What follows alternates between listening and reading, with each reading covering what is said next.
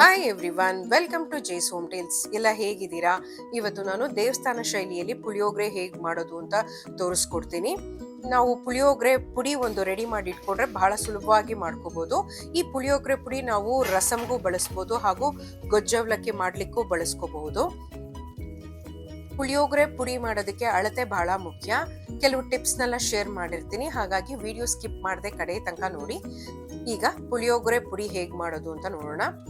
ಇಲ್ಲಿ ನಾನು 3 table spoon ಅಷ್ಟು ಕರಿ ಎಳ್ಳನ್ನ ತಗೊಂಡಿದ್ದೀನಿ, 6 ಟೇಬಲ್ ಸ್ಪೂನ್ ಧನಿಯಾ, 1 ಟೇಬಲ್ ಸ್ಪೂನ್ ಮೆಣಸು, 1 ಟೀ ಸ್ಪೂನ್ ಮೆಂತ್ಯೆ, 4 ಟೇಬಲ್ ಸ್ಪೂನ್ ಅಷ್ಟು ಜೀರಿಗೆ, 1 ಟೀ ಸ್ಪೂನ್ ಸಾಸಿವೆ, ಹಿಂಗು, 1/4 ಕಪ್ ಅಷ್ಟು ಒಣ ಕೊಬ್ಬರಿ ತುರಿ, ಸುಮಾರು 3/4 ಕಪ್ ಅಷ್ಟು ಬೆಲ್ಲ ಪುಡಿ ಮಾಡಿ ಇಟ್ಕೊಂಡಿದ್ದೀನಿ, 1 ಟೀ ಸ್ಪೂನ್ ಅರಿಶಿನ, ಕರಿಬೇವು, 1 ಟೀ ಸ್ಪೂನ್ ಬಿಳಿ ಎಳ್ಳು, 1 ಕಪ್ ಎಳ್ಳೆಣ್ಣೆ, ಕಡಲೆಕಾಯಿ ಬೀಜ, ಸುಮಾರು 15 ಬೇಡಿಗೆ ಮೆಣಸಿನ್ಕಾಯಿ ಹಾಗೂ 8 ಗುಂಟೂರು ಮೆಣಸಿನ್ಕಾಯಿ, ಸುಮಾರು 1 ರಿಂದ 1/4 ಕಪ್ ಅಷ್ಟು ಹುಣಸೆ ಹಣ್ಣನ್ನ ನಾನು ಬಿಸಿ ನೀರಲ್ಲಿ ಸುಮಾರು 20 ನಿಮಿಷ ನೆನೆಸಿಟ್ಕೊಳ್ತಾ ಇದ್ದೀನಿ. ರಸ ಚೆನ್ನಾಗಿ ಬರುತ್ತೆ. ಹಾಗಾಗಿ ಇವಾಗ ಎಲ್ಲ ಪದಾರ್ಥಗಳನ್ನು ಹುರ್ಕೋಬೇಕಾಗತ್ತೆ. ಮೊದಲಿಗೆ ನಾನಿಲ್ಲಿ ಕರಿ ಎಳ್ಳನ್ನ ಹಾಕೊಂಡು ಹುರ್ಕೊಳ್ತಾ ಇದ್ದೀನಿ. ಡ್ರೈ ರೋಸ್ಟ್ ಮಾಡಬೇಕು, ಎಣ್ಣೆ ಸೇರಿಸ್ಕೊಳ್ದೆ. ಸ್ವಲ್ಪ ಚೆನ್ನಾಗಿ ಬಿಸಿ ಆದ ನಂತರ ಒಂದು ಪ್ಲೇಟ್ಗೆ ಹಾಕೊಂಡು ಅದನ್ನು ತಣ್ಣಗಾಗ್ಲಿಕ್ಕೆ ಬಿಡಬೇಕು. ತಣ್ಣಗಾದ ನಂತರ ನಾನು ಕೋರ್ಸ್ ಪೌಡ್ರ್ ಮಾಡ್ಕೋಬೇಕು. ಕುಟ್ಟಿ ಆದ್ರೂ ಮಾಡ್ಕೊಳ್ಬೋದು, ಇಲ್ಲ ಮಿಕ್ಸಿಯಲ್ಲಿ ಪಲ್ಸ್ ಮಾಡ್ಕೊಂಡ್ರು ಆಯ್ತು. ಈ ರೀತಿ ತರಿಯಾಗಿ ಪುಡಿ ಮಾಡಿಟ್ಕೋಬೇಕು. ನಂತರ 1 ಟೇಬಲ್ ಸ್ಪೂನ್ ಅಷ್ಟು ಎಣ್ಣೆನ ಹಾಕೊಂಡು ನಾನು ಇಲ್ಲಿ ಮೊದಲಿಗೆ ಸಾಸಿವೆನ ಹಾಕೊಳ್ತಾ ಇದ್ದೀನಿ.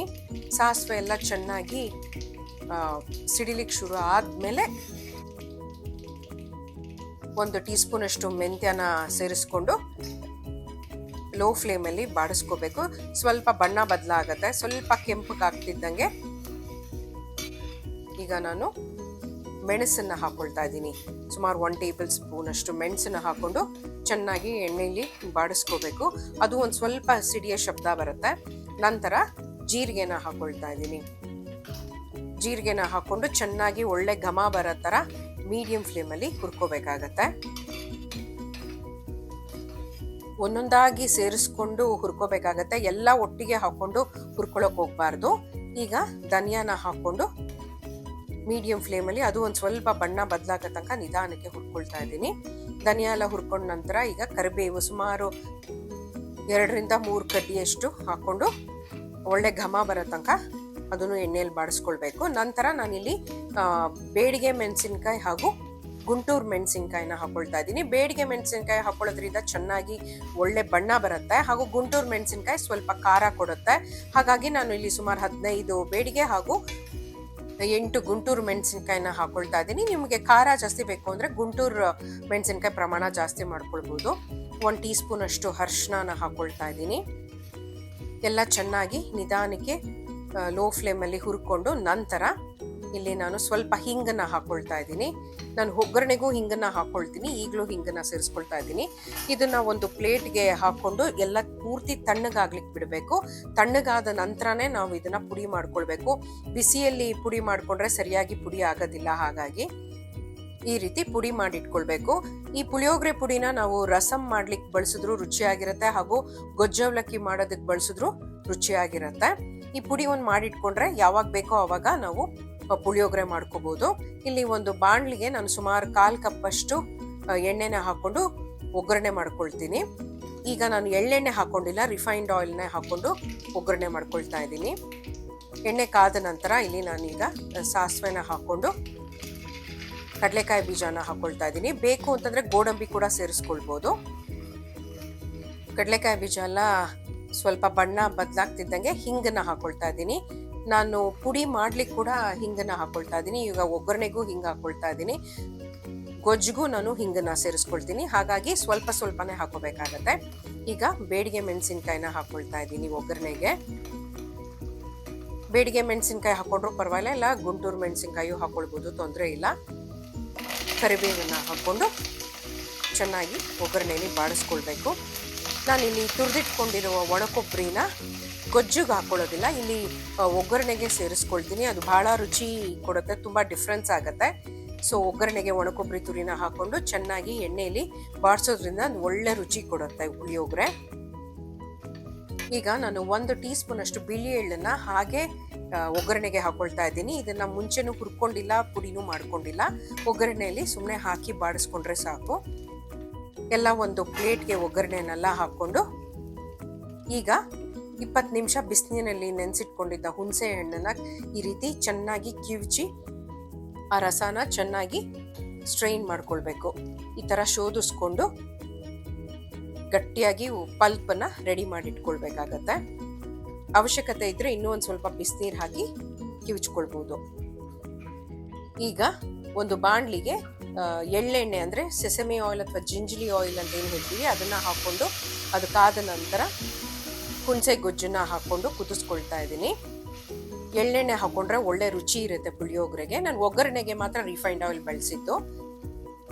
1/4 ಕಪ್ ಅಷ್ಟು ಬೆಲ್ಲನ ಹಾಕೊಳ್ತಾ ಇದ್ದೀನಿ. ಸಾಮಾನ್ಯ ಹುಣಸೆಹಣ್ಣು ಎಷ್ಟು ತಗೊಳ್ತಾರೋ ಅದ್ರ ಸಮ ಪ್ರಮಾಣ ಅಥವಾ ಇನ್ನೊಂದು ಸ್ವಲ್ಪ ಹೆಚ್ಚಿಗೆ ಬೆಲ್ಲನ ಹಾಕೊಳ್ತಾರೆ. ಸಿಹಿ ಜಾಸ್ತಿ ಬೇಡ ಅನ್ನೋರು 1/4 ಕಪ್ ಅಷ್ಟು ಹಾಕೊಂಡ್ರೆ ಸಾಕಾಗತ್ತೆ. 1 ಟೀ ಸ್ಪೂನ್ ಅಷ್ಟು ಅರಿಶಿನ ಹಾಕೊಂಡು ನಿಧಾನಕ್ಕೆ ಕುದಿಸ್ಕೊಳ್ಬೇಕು. ಚೆನ್ನಾಗಿ ಕುದ್ದು ಟೊಮೆಟೊ ಸಾಸ್ ಕನ್ಸಿಸ್ಟೆನ್ಸಿ ಬಂದಾಗ ನಾವು ಪುಳಿಯೋಗರೆ ಪುಡಿನ ಹಾಕೊಳ್ಬೇಕು. ಇದು ನಮ್ಮ ಖಾರಕ್ಕೆ ತಕ್ಕಂಗೆ ನಾವು ಆಲ್ಟ್ರ್ ಮಾಡ್ಕೋಬಹುದು, ಜಾಸ್ತಿ ಕಮ್ಮಿ ಮಾಡ್ಕೋಬಹುದು. ಇಲ್ಲಿ ನಾನು ಒಂದು ಸುಮಾರು 4 ರಿಂದ 5 ಟೇಬಲ್ ಸ್ಪೂನ್ ಅಷ್ಟು ಹಾಕೊಂಡಿದ್ದೀನಿ. ಇನ್ನೂ ಒಂದು ಸ್ವಲ್ಪ ಸ್ಪೈಸಿಯಾಗಿ ಬೇಕು ಅಂದರೆ ಇನ್ನೂ 1 ಸ್ಪೂನ್ ಹೆಚ್ಚಿಗೆ ಹಾಕೋಬಹುದು. ಮತ್ತೆ ರುಚಿಗೆ ತಕ್ಕಷ್ಟು ಉಪ್ಪನ್ನ ಹಾಕೊಳ್ತಾ ಇದ್ದೀನಿ. ಕಲ್ಲುಪ್ಪು ಹಾಕೊಂಡ್ರೆ ರುಚಿ ಚೆನ್ನಾಗಿರತ್ತೆ. ಈಗ ಆಗ್ಲೇ ತರಿಯಾಗಿ ಕರಿ ಎಳ್ಳನ್ನ ಪುಡಿ ಮಾಡಿಟ್ಕೊಂಡಿದ್ವಲ್ಲ ಅದನ್ನ ಹಾಕೊಂಡು ಗೊಜ್ಜನ್ನ ಲೋ ಫ್ಲೇಮಲ್ಲಿ ಕುದಿಸ್ಕೊಳ್ಬೇಕಾಗತ್ತೆ. ತುಂಬಾ ನಿಧಾನಕ್ಕೆ ಸುಮಾರು 15 ರಿಂದ 20 ನಿಮಿಷ ಕುದಿಸ್ಕೊಳ್ಬೇಕಾಗತ್ತೆ. ಇದೇ ಮೇನ್ ಟಿಪ್. ಪುಳಿಯೋಗರೆ ಗೊಜ್ಜು ನೀವು ಎಷ್ಟು ಕುದಿಸ್ಕೊಳ್ತೀರೋ ಅಷ್ಟು ರುಚಿಯಾಗಿರುತ್ತೆ. ಇವಾಗ ಮುಚ್ಚಳ ಮುಚ್ಚಿ ಸುಮಾರು ಒಂದು 10-15 ನಿಮಿಷ ಹಾಗೆ ಮಧ್ಯ ಮಧ್ಯ ತಿರುಗಿಸ್ಕೊಡ್ತಾ ಬೇಯಿಸ್ಕೊಂಡಿದ್ದೀನಿ. ನೋಡಿ ಈ ರೀತಿ ಆಗಿದೆ ಗೊಜ್ಜು.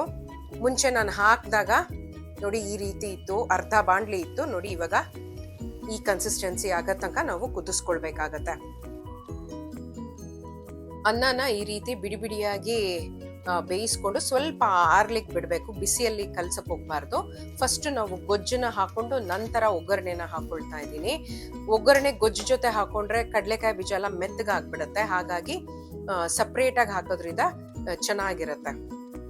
ಕಡೆಯಲ್ಲಿ ಈ ರೀತಿ ಸ್ವಲ್ಪ ಒಣಕೊಬ್ಬರಿ ತುರಿ ಮತ್ತೆ ಪುಳಿಯೋಗರೆ ಪುಡಿನ ಒಂದು ಚಿಟಿಕೆ ಮೇಲ್ಗಡೆ ಈ ರೀತಿ ಉದುರಿಸ್ಕೊಳ್ಳಿ.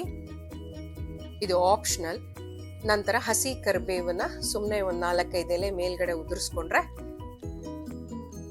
ನೋಡ್ಲಿಕ್ಕೆ ಚೆನ್ನಾಗಿರತ್ತೆ.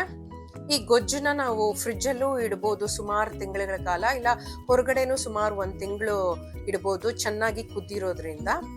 ಸೊ ಹೋಪ್ ಈ ವಿಡಿಯೋ ನಿಮ್ಗೆಲ್ಲ ಇಷ್ಟ ಆಗಿದೆ ಅಂತ ಭಾವಿಸ್ತೀನಿ. ಮುಂದಿನ ವಿಡಿಯೋದಲ್ಲಿ ಮತ್ತೆ ಸಿಗೋಣ. ಅಲ್ಲಿ ತನಕ take care, love you all, bye.